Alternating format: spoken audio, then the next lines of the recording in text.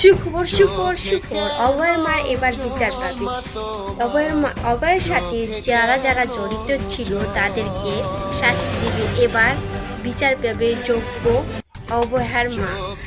যারা যারা অভয়ের সাথে জড়িত ছিল তাদেরকে সাসপেন্ড করা হয়েছে।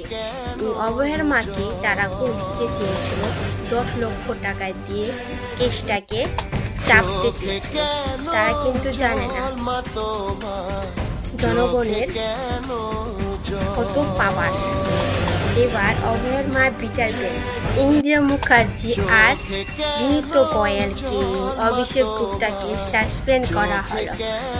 এই অভয়ার বিচারে কারা কারা খুশি হয়েছেন কমেন্টে জানাবেন। আর পাল্টানো দরকার, চাই বিজেপি সরকার, চাই জয় শ্রীরাম।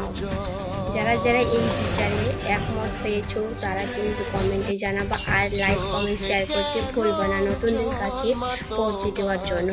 ও যারা যারা এবার ধর্ষণ করবে তাদের কোনো ছাড় পাবে না। সকালে ধরবে, বিকেলে ক্ষুদ্র করে দেবে।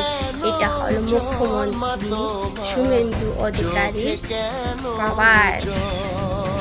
তাই পাল্টানো দরকার, চাই বিজেপি সরকার।